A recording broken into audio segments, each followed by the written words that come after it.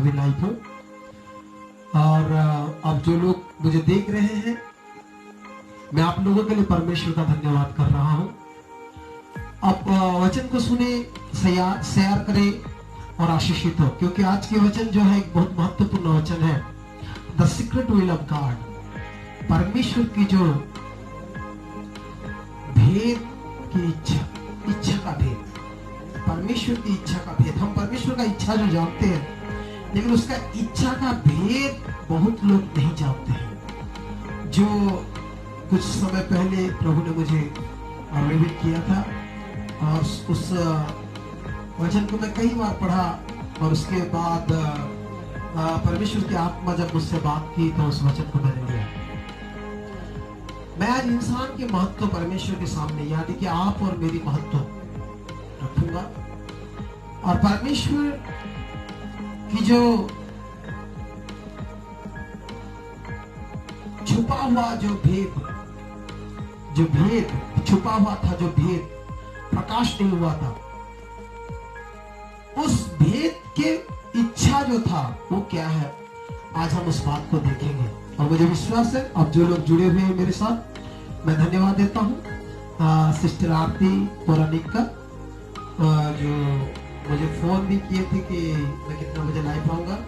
और sorry sister, मैं father house page में नहीं आ पाया, क्योंकि मेरे जिस दोस्त वो भी लाइव है, तो आप दोनों वचन देख सकते हैं फादर हाउस लाइव में। वो अच्छे टीचर है, बहुत अच्छा टीचर है साउथ अफ्रीका में, सोल विनिंग अपर रूम बाइबल स्कूल है उनका, और बहुत अच्छा टीचिंग देते हैं, उनको भी आप देखिए।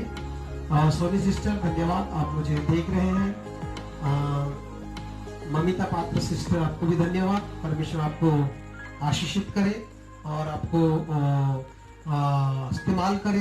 मुझे विश्वास है कि आपको परमेश्वर इस्तेमाल कर रहा है बालेश्वर में, और आप परमेश्वर के लिए यूज हो रहे हैं। आपकी बेटी, आपको और आपके परिवार को परमेश्वर आशीष दे। ये सुंदर समय जो एक वचन मैंने लिया है, शायद आपको मुझसे जुड़ा रहना पड़ेगा इस वचन को सीखने के लिए। अभी करीबन 10 बजने वाला है, पर मुझे विश्वास है हम जो विश्वासी लोग वचन के लिए भूखे और प्यासे होते हैं, परमेश्वर हमें तृप्त करता है। थोड़ी कष्ट, रात भर पतरस ने जाल फेंका, मछली नहीं आया, नींद था उसको, रात की थकान था, फिर भी उसने यीशु की बात को माना। आज आपको भी थकान हो सकता है, दिन भर आप काम किए होंगे कई चीजें, लेकिन थोड़ी कष्ट परमेश्वर की वचन में करें। विश्वास है आपके लिए और मेरे लिए यह लाभदायक होगा, आशीष का कारण होगा। आइए एक वचन को हम पढ़ते हैं, इफिसियों की पत्री उसका पहला अध्याय को हम देखेंगे, उसका 9वीं पद, पहला अध्याय उसका 9वीं पद। यदि आप पढ़ेंगे तो वहां पे एक अजीब बात पौलुस के द्वारा पवित्र आत्मा एफिसियों की कलीसिया को लिखते हैं। जी मेरी साथ मेरी मिसेस है प्रभु के दासी, वो वचन पढ़ने में हमें सहायता करेगी। क्योंकि उसने अपनी इच्छा का भेद उस भले अभिप्राय के अनुसार हमें बताया, उस भले अभिप्राय के अनुसार हमें बताया। देखिए यहाँ पे पौलुस जो है एक अजीब बात को बोलते हैं, और यहाँ पे हमें परमेश्वर की एक छुपा हुआ भेद पता चलता है, इच्छा पता चलता है, एक भेद वाली इच्छा। उसने अपनी क्या लिखा है, और एक बार, क्योंकि उसने अपनी इच्छा का भेद, परमेश्वर का इच्छा तो इच्छा है, लेकिन उस इच्छा के अंदर भी एक भेद है। कई जगह में परमेश्वर ने अपनी इच्छा को बताया है, और मैंने पिछले बार आप लोगों से शेयर किया था, फिर से आप लोगों से बताना चाहता हूं कि वचन को जितना हो सके शेयर करें, कि लोगों तक पहुंचे। ये भी परमेश्वर की एक इच्छा है। आप YouTube पे जाइए, प्रभु के लोगों को देखिए। अब इन सब बातों को मेरे अकाउंट में भी देख सकते हैं। ये वचन भी मैं डालूंगा YouTube में, लेकिन आज समय है कि हम द लाउड ट्रम्पेट कॉल जो है उच्च ध्वनि से परमेश्वर का वचन को सुनाना। कलीसिया मतलब लोकाली हमने सुनाया, कलीसिया के अंदर वचन देना, जो परमेश्वर का मनसा था यरूशलेम में वचन देना, ओपन रिवाइवल मीटिंग करना, यानी कि सामरी यहूदा में प्रचार करना। अब बाकी रह गया था पृथ्वी की छोर तक, और हर कोई, किसी के पास इतना दम नहीं है कि वो पृथ्वी के छोर जाए। पैसा चाहिए, उसमें वीसा चाहिए, पासपोर्ट चाहिए। लेकिन परमेश्वर ने उस वचन को पूरा करने के लिए एक माध्यम बनाया, सोशल मीडिया, जिसके द्वारा जैसे आज हमारी पेज में जो सैटरडे विद गॉड हम 10 से 10 रात, सुबह 10 से रात 10 तक रखे हैं। और आज फिलिपाइन से एक बहन बताई परमेश्वर का वचन, वो उस छोर से इस छोर तक परमेश्वर का वचन को दी। अभी जो साउथ अफ्रीका से भाई जुड़े हैं, वो साउथ अफ्रीका से इंडिया में वचन दे रहे हैं, और हर कोई जो हमारे पेज में है आउट ऑफ इंडिया देख रहे हैं। ये समय है लाउड ट्रम्पेट कॉल, अंत के समय की एक चिन्ह है कि हम सोशल मीडिया के द्वारा परमेश्वर का वचन को फैलाएंगे। आपको आता है आप वचन दीजिए, आपको नहीं आता है, जो वचन लोग सीखना चाहिए आप सोचते हैं, आपका आत्मा कहता है, उसको शेयर कीजिए ताकि लोग जाने। आप चेहरा देख के, आप टैलेंट देख के, आप रिलेशन देख के शेयर ना करें, वाकई में जो वचन है उसको आप शेयर करें। जो इन दिनों जरूरत है, इन दिनों जो गहराई बातें परमेश्वर चाहता है कि कलीसिया जाने, उन सब बातों को आप शेयर करें। ये परमेश्वर की बड़ी मनसा है, क्योंकि वो अपनी इच्छा का भेद प्रकट कर रहा है। परमेश्वर का कुछ इच्छा, और उस इच्छा के भेद को हम देखेंगे। जैसे हमने पिछले बार देखा था कि परमेश्वर की इच्छा क्या है, आप व्यभिचार से मुक्त हो, यानी कि पवित्र हो जाए। लेकिन भेद वाली इच्छा परमेश्वर का क्या है? एक भेद जो हजार वर्ष पहले परमेश्वर ने अपने अंदर दबा के रखा। आदम हवा से लेके मूसा, दाऊद, इब्राहिम, इसहाक, याकूब, किसी को नहीं बताया। मलाखी तक उसने किसी को नहीं बताया। परंतु जब यीशु मसीह के द्वारा हम उद्धार पाए, जब हमें उस प्रभु यीशु मसीह ने उद्धार दिया और उसकी लहू के द्वारा हम शुद्ध किए गए,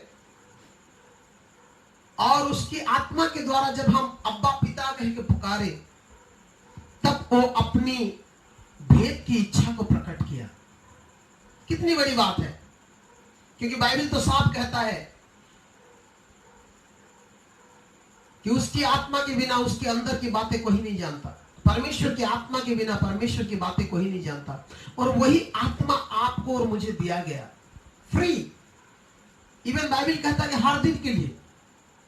और वो आत्मा जो है वो परमेश्वर की भेद की इच्छा को प्रकट कर रहा है।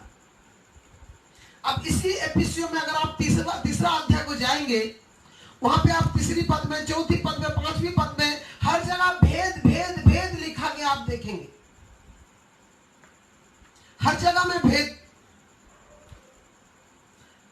ये 3 पद में आप भेद भेद भेद देखेंगे कि परमेश्वर का भेद, आत्मा का भेद, मसीह का भेद। आखिर ये भेद है क्या? क्यों चाहता है परमेश्वर हम इस भेदों को जाने? क्योंकि ये संसार की जो ईश्वर है वो अविश्वासियों की जो आंखें, ज्ञान की आंखें, अंदर आत्मा की आंखें, उसे अंधा कर देता है। अविश्वासी कौन है? जो यीशु को विश्वास नहीं करता कि यीशु में यह हो सकता है, वो हो सकता है। जो वचन की गहराई को समझने की कोशिश नहीं करता, जो बचपन से सीखे होता है, जो रट्टा होता है उसी को लेके चलता है, रट्टे तोते जैसा बात करता है। लेकिन परमेश्वर का वचन जो है वो हमें भेद सिखाता है मेरे प्यारों, क्योंकि परमेश्वर का हर एक वचन जो है वो भेद है। बाइबल में तो यूं तक लिखा है, यदि आप यूहन्ना उसका आखिरी पद को जाएंगे, 10वें अध्याय को अगर आप जाएंगे, मिरेकल का भेद जो है आप देख सकते हैं।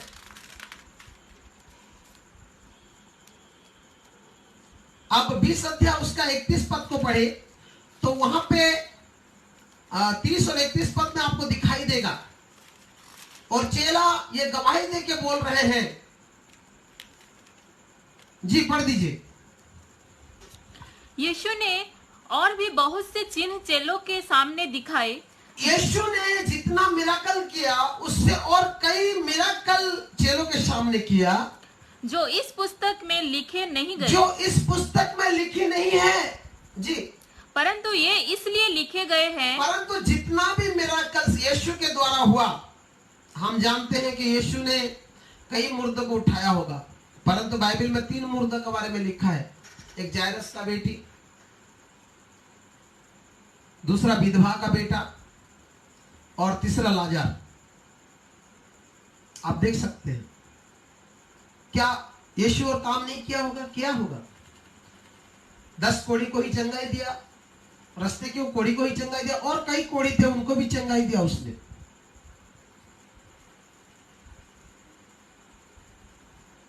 कई मिराकल यीशु ने किया, परंतु जो लिखा गया है वो पवित्र आत्मा चाहता है हमें जानने के लिए कि उसके अंदर भेद है, ताकि हमारा विश्वास जो मिराकल हुआ उससे बढ़ जाए, उससे बढ़ जाए। तो जितनी बातें बाइबल में पवित्र आत्मा अपने लोगों के द्वारा लिखा गया, उन सब बातों में भेद है मेरे प्यारे। And this is a great time to know the mystery, God's will's mystery. This is a great time to know कि हमें परमेश्वर की भेद की इच्छा को जानना है। तो आइए, जो सबसे बड़ा भेद परमेश्वर का, जो परमेश्वर चाहता है, उसको हम देखेंगे। 3रा अध्याय, इफिसियों के पत्र उसका 3रा अध्याय, उसका 9वीं पद को हम पढ़ेंगे। जी। और सब पर यह बात प्रकाशित करूं, देखो यहाँ पे लिखा है, सब पर यह बात मैं प्रकाश करूं कि उस भेद का प्रबंध क्या है, कि उस भेद का प्रबंध क्या है, जो सबके सृजनहार परमेश्वर ने में आदि से गुप्त था, जो परमेश्वर में आदि से गुप्त था। एक भेद जो परमेश्वर में आदि से, सृष्टि से लेके गुप्त था, वो भेद पौलुस के द्वारा पवित्र आत्मा इफिसियों के कलीसिया को लिख रहे हैं, या आज के डेट में हमें बता रहे हैं। जी। ताकि अब कलीसिया के द्वारा परमेश्वर का विभिन्न प्रकार का ज्ञान उन प्रधानों और अधिकारियों पर जो स्वर्गीय स्थानों में है प्रकट किया जाए। देखिए कितनी बड़ी बात है। Praise the Lord, hallelujah. कलीसिया के द्वारा 11वीं पद में सीधा लिखा गया है, कलीसिया के द्वारा स्वर्ग में जो अधिकारी है उनको बताया जाए। कल मैंने बताया था, आप लोगों ने अगर निजात इंटरनेशनल में मुझे देखे होंगे, तो कलीसिया को वस्त्र की आवश्यकता है। वस्त्र की भेद, वस्त्र क्या है, और मैंने कुछ अशुद्ध वस्त्र और कुछ शुद्ध वस्त्र के बारे में बात किया था, और वो भी परमेश्वर ने मुझे प्रकट किया था एक बार। इसलिए कुछ जगहों में वो वचन मैंने दिया जब रिवाइवल्स मीटिंग हो रहे थे, जहां जहां मुझे बुलाया, जैसे आई थिंक कटक में मैंने दिया है, कटक पटेल साई मीटिंग्स में मैंने उस वस्त्र के बारे में बोला था। आई थिंक बालेश्वर में शायद नहीं बोला होगा, या मैंने रायगढ़ में बताया था उस भेद को, गजपति में बताया था उस भेद को। आज हम ये वचन को देखेंगे कि एक भेद परमेश्वर में सृष्टि से लेके छुपा हुआ था, जो बताना चाहता है। कब बताया? जब कलीसिया हुआ तब बताया। इफिसियों की मंडली को लगता था जैसे हमें लगता है, यीशु को पाना, बपतिस्मा लेना, प्रभुभोज खाना, ये करना वो करना, परंतु परमेश्वर जब देखा कलीसियाओं को कि वो रीति रिवाज को नहीं छोड़ पा रहे हैं। किसको नहीं छोड़ पाए? रीति रिवाज को नहीं छोड़ पा रहे हैं, रीति विधि को नहीं छोड़ पा रहे हैं। जैसे आज मैंने एक भाई को बोला कि आप आराधना कर रहे हो, आप आराधना कर रहे हो, लेकिन सिर पे कपड़ा क्यों देते हो? क्या दूसरों को असर नहीं पड़ेगा? बहन लोग सिर पे कपड़ा नहीं देते, भाई लोग सिर पे कपड़ा देते हैं। उल्टा हो गया दुनिया। प्रार्थना, आराधना, वचन के समय they follow modernize, ऐसी बातों में बोल देते हैं कि हमें आज की डेट के अनुसार चलना है। अगर उनको छेड़ दोगे कुछ बातें तो फिर वो बवाल मचा देंगे, मुंह में बोल देंगे प्रभु आजकल पूरा हर दिन समान बराबर है, आजकल और हमेशा। लेकिन वो आज की डेट के अनुसार बाल पकड़ते हैं, बाल काटते हैं, कानों में बाली पहनते हैं, नाक में डालते हैं। लड़के लोग आश्चर्य लगता है और बोलते हैं कि आज की डेट में यही चल रहा है। और आज की डेट में यही चीज चर्च में आराधना के नाम पे भी कहलाता है। सबसे बड़ी दुख की बात है,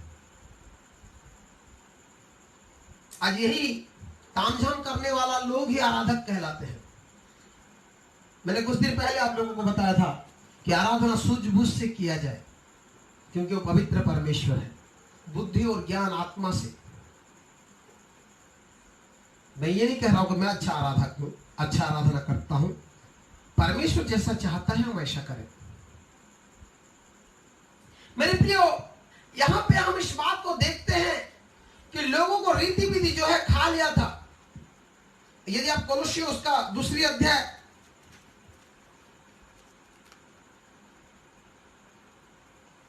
उसका 8वें पद को पढ़ेंगे तो वहां पे परमेश्वर की पुत्र यीशु मसीह की जो मनसा पवित्र आत्मा के द्वारा कोलोसियों मंडली को, कलीसिया को प्रेरित पौलुस के द्वारा लिखा गया है।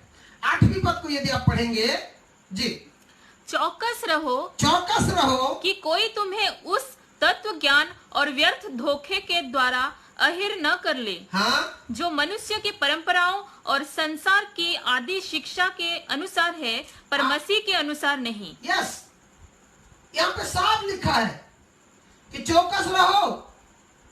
और 22 पद को थोड़ा पढ़ दे, 20 और 21 सॉरी जी, जल्दी।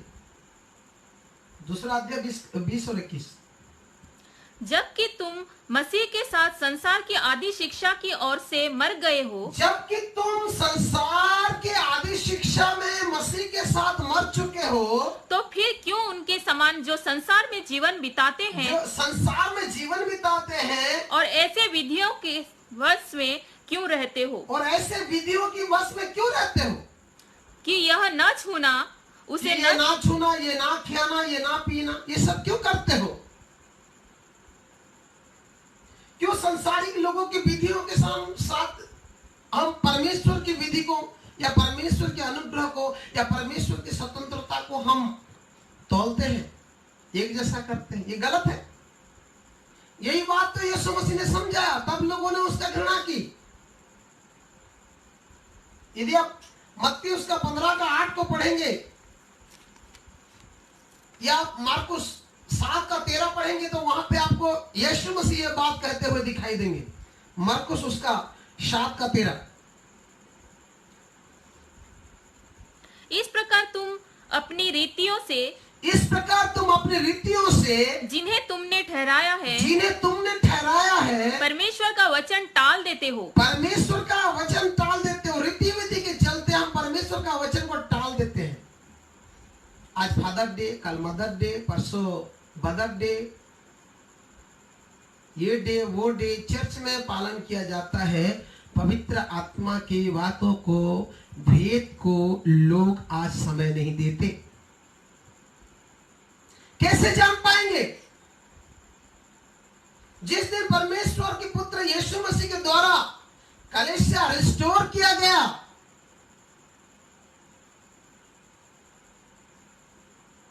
कलीसिया अधिकार प्राप्त हुआ, तब परमेश्वर जो आदि से लेके जो भेद उसके अंदर था वो प्रकाश कर रहा है। क्या प्रकाश कर रहा है? कि कलीसिया के द्वारा जो स्वर्ग में अधिकार प्राप्त लोग, उनको बताया जाएगा परमेश्वर का भेद क्या था या क्या है। वही परमेश्वर की जो है इच्छा का भेद। यही बात तो हमें जानना पड़ेगा।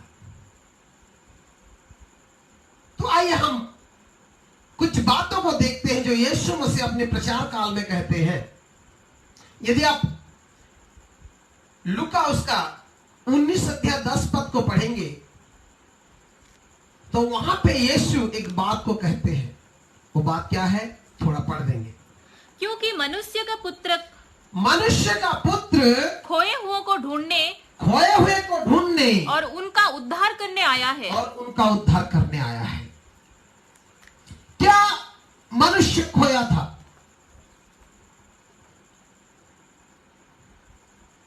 क्या मनुष्य खोया था? क्या इंसान ने खोया? इस बात को आज हम देखेंगे जो आज उस भेद से रिलेटेड है। उस बात को हमें जानना पड़ेगा। इस बात को जानने के लिए पहले हमें सृष्टि की ओर चलना पड़ेगा। क्या आपको मालूम है कि परमेश्वर ने पृथ्वी क्यों बनाई? किसी भाई ने मुझे बड़ी अच्छी सवाल किया था कि इतनी बड़ी बड़ी ब्रह्मांड में इतनी बड़ी बड़ी नक्षत्र है, इतनी बड़ी बड़ी जगह है, परमेश्वर ने पृथ्वी को ही क्यों बनाया इंसान के लिए? और बाद में भी हम देखते हैं प्रकाशित वाक्य में कि यूहन्ना नए पृथ्वी को भी देख रहे हैं, नया यरूशलेम और नया पृथ्वी। यानी कि पृथ्वी जो है परमेश्वर की इच्छा से मनुष्य का रहने वाला स्थल होगा। पृथ्वी की सृष्टि परमेश्वर ने क्यों की थी? किस लिए किया था? और बाइबल कहता है कि परमेश्वर ने पृथ्वी की जो सृष्टि वो मनुष्य के रहने के लिए किया था। जब हम उसके आगे चले जाएंगे तो हम देखते हैं स्वर्ग में जब लूसीफर पाप करता है और उसे गिराया जाता है, वो स्थान आराधना के स्थान बोलने से हम समझ जाना चाहिए। मैं पिछले बार आराधना के बारे में आप लोगों को बताया था कि आराधना जो है वो परमेश्वर के लिए सिंहासन सृष्टि करता है। जो हमने भजन संहिता 22 का 3 में देखे थे पिछले बार कि हे इस्राएल के परमेश्वर, तू प्रशंसा के सिंहासन पर विराजमान होता है। यह प्रशंसा के सिंहासन जो था वो बंद हो गया था। अब परमेश्वर की जो मनसा थी, जो प्रशंसा जो लूसीफर करता था, वो नहीं हो पा रहा है। और उन्होंने पृथ्वी की रचना की और उसको बाइबल कहता है परमेश्वर सुनसान बनाने के लिए नहीं रचना की, परमेश्वर ने उसको बस्ती बनाने के लिए रचना किया था।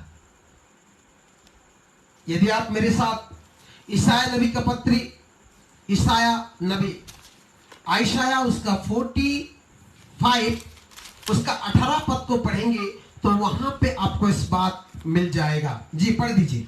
क्योंकि यहोवा जो आकाश का सृजनहार है, यहोवा जो आकाश का सृजनहार है, वही परमेश्वर है। उसी ने पृथ्वी को रचा और बनाया। पृथ्वी को रचा और बनाया। उसी ने उसको स्थिर भी किया।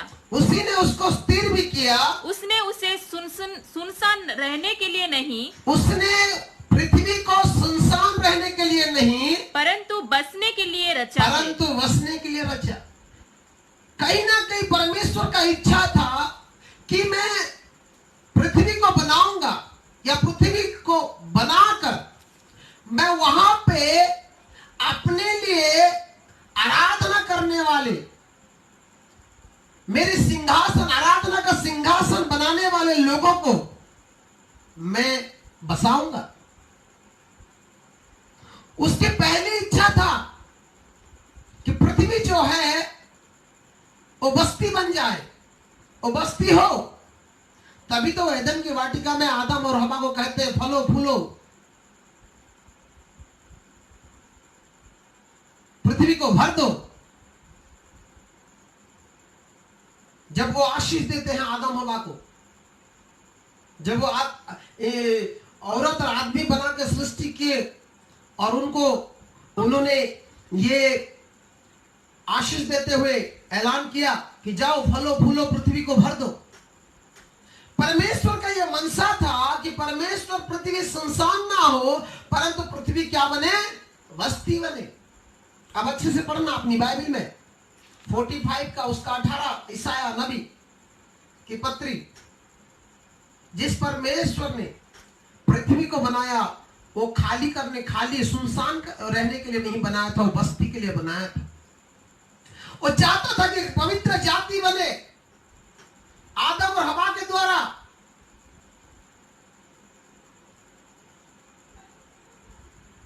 कितनी महत्व देता है इंसान को परमेश्वर, और परमेश्वर ने इतनी महत्व इंसान को दिया कि जब इसकी सृष्टि की या जब वो धरती पर आया उसको न्याय दिलाने के लिए, या जब वो प्रार्थना करता है उसे बुलाता है, उसी तीनों समय वो परमेश्वर, जीवित परमेश्वर उस इंसान के लिए झुक जाता है। कभी आपने सोचा है कि परमेश्वर इंसान के लिए झुका? मैं ऐसे 3 बात आपको बताऊंगा कि परमेश्वर इस इंसान से यानी कि हमसे इतना प्यार क्यों करता है। सारी सृष्टि की उसने, परंतु आप और मुझे मालूम है जब उसने इंसान को बनाया तब उसने मिट्टी से बनाया। और आपको मैं बताना चाहता हूं, बाइबल में ऐसा कहीं नहीं लिखा कि उसने आज्ञा दी कि मिट्टी उठ के आ जा और इंसान बन जाए, ऐसा नहीं लिखा है। वो अपने हाथों से अपने स्वरूप मिट्टी से इंसान को बनाया। और आप और मुझे मालूम है, हम ज्ञानी लोग हैं, एक इंसान या एक व्यक्ति यदि मिट्टी से कुछ बनाना चाहता है तो उसको पहले झुकना पड़ेगा मिट्टी लेने के लिए। एंड जीसस, प्रभु यीशु मसीह वही कार्य को कर रहे हैं। उन्होंने आप और मुझे सृष्टि करने के समय जब उन्होंने मिट्टी को उठाया, पहली बार ईदन की वाटिका में उन्होंने झुका था और झुक के इंसान को बनाया। आप और मेरी सृष्टि ने परमेश्वर को झुकाया। कितनी महत्व रखता है परमेश्वर हमारे लिए, कितनी प्यार करता है। पूरी सृष्टि को खड़ा खड़ा आज्ञा दे के बनाया। एक इंसान जिसको उसने मिट्टी लिया। आप अपनी कल्पना कर सकते हैं कि आप मिट्टी ले तो आपको क्या करना पड़ेगा? पहला काम आपको झुकना पड़ेगा। दूसरी बात मैं आपको बताऊंगा परमेश्वर कब झुकता है। भजन संगीता उसका 40 अध्याय उसका 1 पद को आप पढ़े, वहां पे परमेश्वर की झुकने वाली बात लिखा गया है। यदि आप ओडिया है तो ओडिया बाइबल में वो चीज नहीं लिखा, इंग्लिश में भी वो हम्बल करके लिखा, लेकिन हिंदी बाइबल में ये बात आपको दिखाई देगा। अब अगर हिंदी बाइबल पढ़ेंगे तो वहां पे आपको इस बात दिखाई देगा। जी, भजन संगीता उसका 40 अध्याय उसका 1 पद मेरे साथ आप पढ़े। मैं धीरज से यहोवा की बाट जोता रहा, मैं धीरज से यहोवा की बाट जोता रहा, और उसने मेरी ओर झुककर मेरी दुहाई सुनी। उसने मेरी ओर झुककर मेरी दुहाई सुन ली। कितनी बड़ी बात है। जब इंसान परमेश्वर को दुहाई देता है तब परमेश्वर झुकता है। That means he honour when you pray. पर आज इंसान प्रार्थना करना ही नहीं जानता, आज परमेश्वर को दुहाई देना ही नहीं जानता। अब जब परमेश्वर को दुहाई देते हो, अब जब परमेश्वर को पुकारते हो, अब जब परमेश्वर की आराधना करते हो, स्तुति करते हो, उसकी महिमा करते हो, उसका गुणानुवाद करते हो, परमेश्वर झुककर आपकी दुआओं को ले लेता है। कितनी बड़ी बात है। एक वो सृष्टि के समय झुका मनुष्य की, और दूसरा जब आप दुहाई देते हैं तब परमेश्वर झुकता है। और तीसरा, परमेश्वर कब झुका? जब वो मनुष्य का संतान होकर संसार पे आया। और कुछ लोग एक व्यभिचार करती हुई स्त्री को उसके पास लाए। यूहन्ना उसका 12 अध्याय में आप देख सकते हैं, 8वीं अध्याय में आप देख सकते हैं, 8वीं अध्याय में। तब वो झुक कर लिखने लगा। और खड़ा खड़ा नहीं लिखा। दानियल के समय दीवार पे एक हाथ आके लिखा था।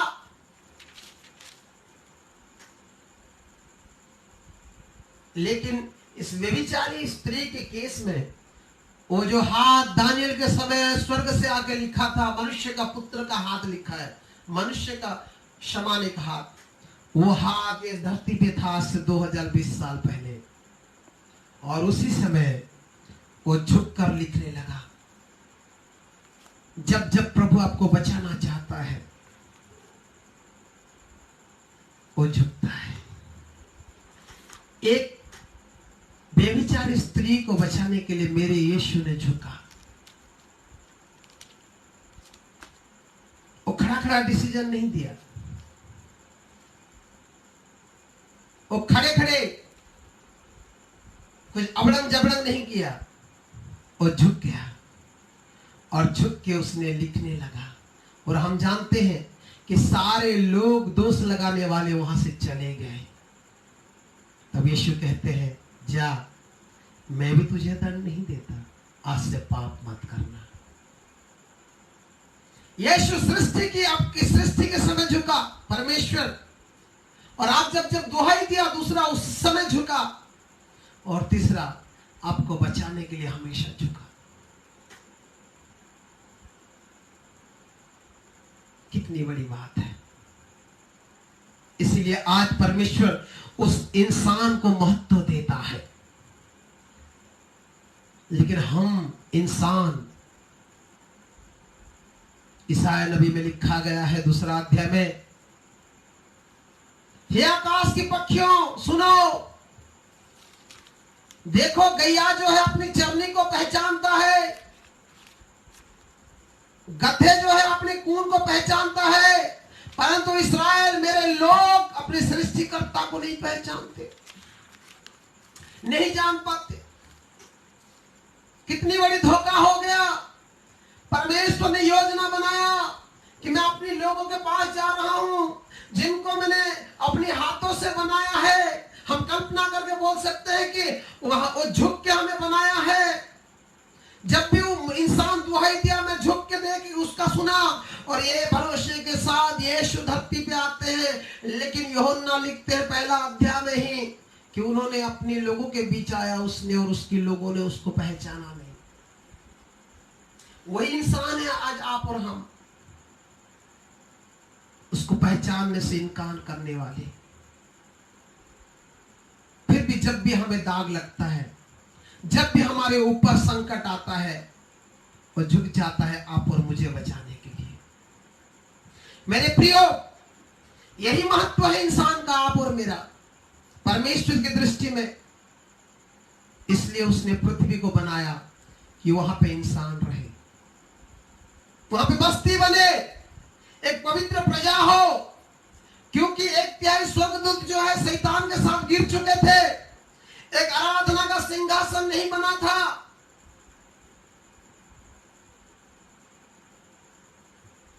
परमेश्वर चाहता था कि इंसान जो है एक आराधना का सिंहासन को बनाएगा मेरे लिए पृथ्वी पर। इसलिए उसने पृथ्वी को बनाया बस्ती होने के लिए। और बस्ती होने के लिए बनाया इसीलिए कि इंसान क्या करे, वो चीज जानना जरूरी है। आइए उसका 43 ऐसे उसका 43 का 21 को पढ़े हम। उसका 21 को हम पढ़ेंगे। ईसाया नबी उसका 43 उसका 21 पद को हम पढ़ेंगे। इस प्रजा को मैंने अपने लिए बनाया है, इस प्रजा को मैंने अपने लिए बनाया है कि वे मेरा गुणानुवाद करें। वो मेरे गुणानुवाद करे। परमेश्वर की कितनी बड़ी उम्मीद। 7 पद भी पढ़ दे। 7 पद में भी यही बात लिखा है। जी पढ़ दीजिए।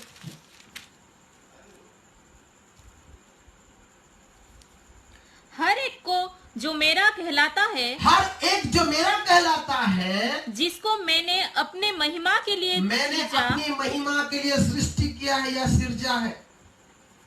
कितनी बड़ी बात है।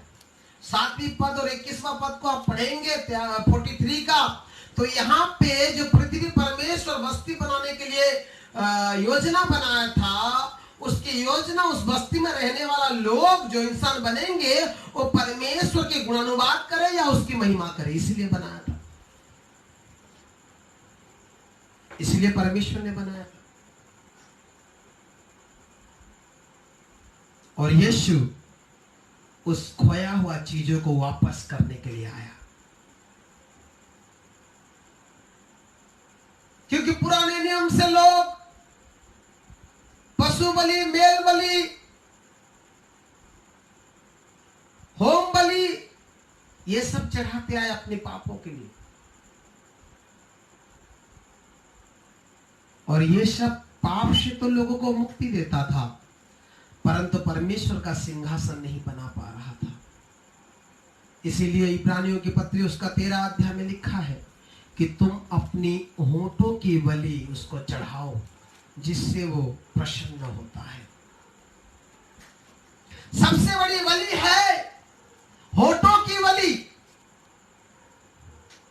होठों की बलि जो स्तुति, प्रशंसा, ये बलि आज परमेश्वर मेल बलि, पशु बलि से ज्यादा इच्छा रखता है, आग्रह रखता है। परंतु दुख की बात है कि जिस इंसान को प्रभु ने अपनी महिमा, अपनी गुणानुवाद, अपनी प्रशंसा के लिए बना के पृथ्वी दी,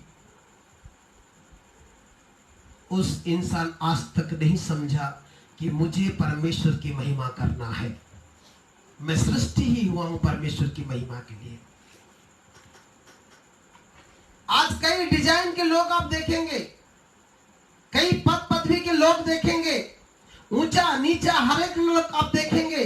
पर याद रखना, मरने की बात हम सब, चाहे मैं जितना बड़ा बिशप हूं, जितना बड़ा पादरी हूं, जितना बड़ा पदवी हूं, लाखों रुपया कमाने वाला भी उसी लाइन पे खड़ा होगा, 5 रुपया कमाने वाला भी उसी लाइन में खड़ा होगा। एक ही काम होगा, परमेश्वर की आराधना,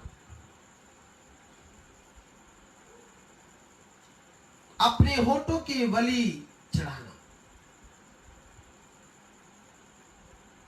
स्वर्ग में जो बड़ी भीड़ यूहन्ना ने देखा, जो स्वर्ग की पूरी बात जो यूहन्ना देखते हैं, वहां पे कहीं पर भी ये नहीं लिखा कि फलाना डायसिस के फलाना बिशप को स्वर्ग में प्रचार दिया गया और वो खड़ा होकर प्रचार करने लगा। आज जो बड़े बड़े खुद को रिवाइवल स्पीकर समझते हैं,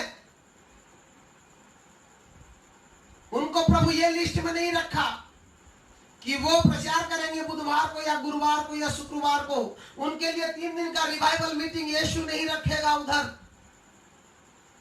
हम छोटे बड़े हर एक जो है वो केवल अपने होठों से परमेश्वर की स्तुति बलि चढ़ाएंगे। और यही चीज इंसान ने खोया, और यही चीज परमेश्वर कलीसिया से चाहता है कि हम हर दिन अपनी होठों की बलि यानी परमेश्वर की महिमा करें, परमेश्वर को बलिदान चढ़ाए अपने होठों से।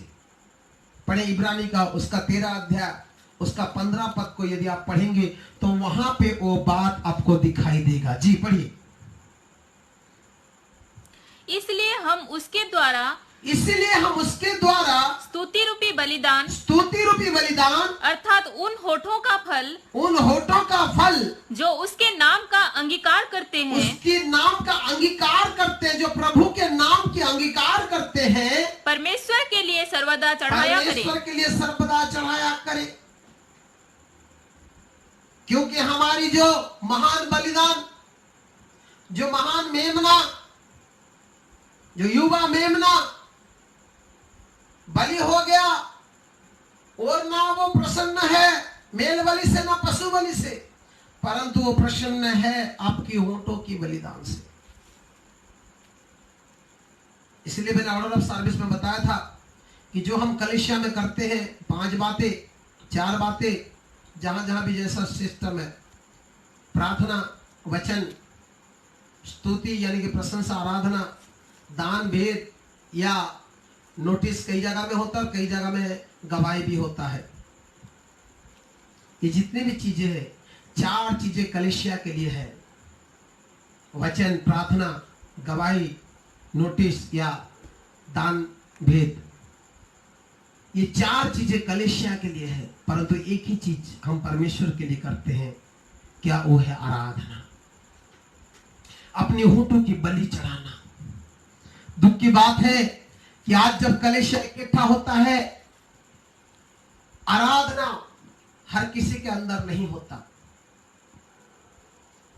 कुछ लीडिंग करने के समय भी लोग आराधना के समय मोबाइल खेलते रहते हैं, इधर उधर होते रहते हैं, बहन लोग बच्चों को खिलाते रहते हैं।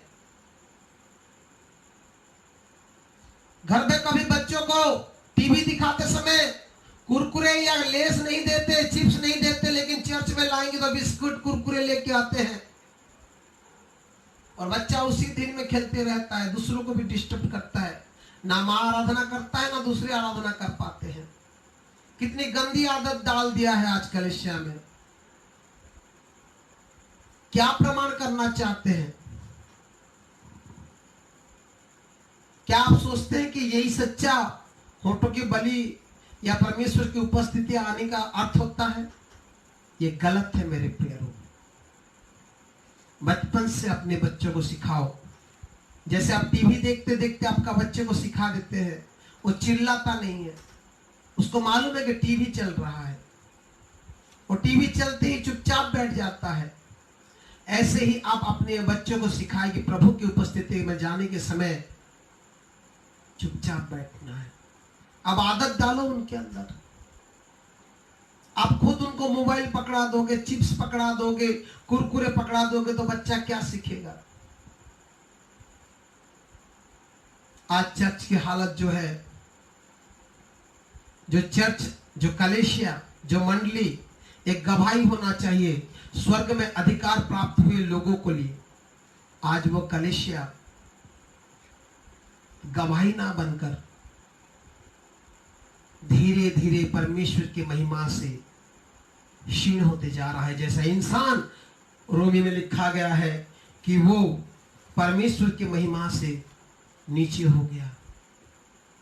एदन की वाटिका में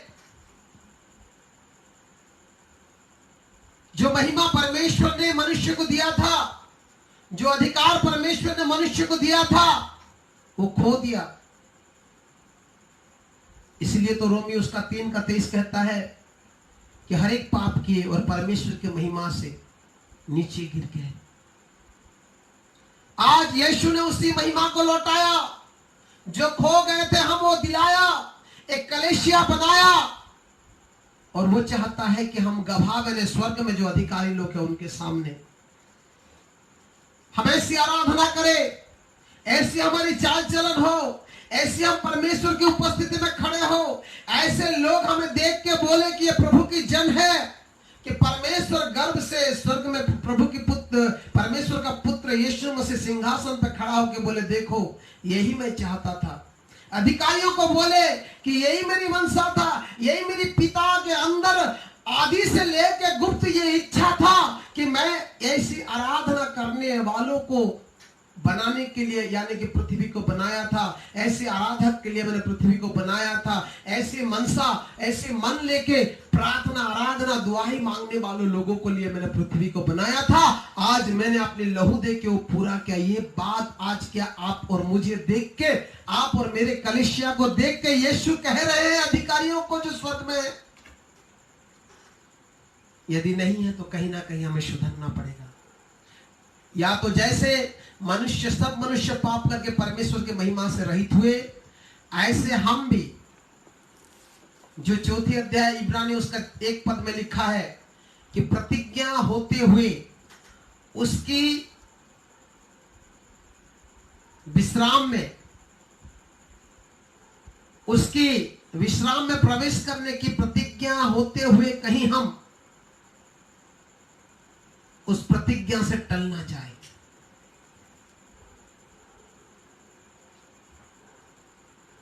क्या लिखा है 4:1 में जी?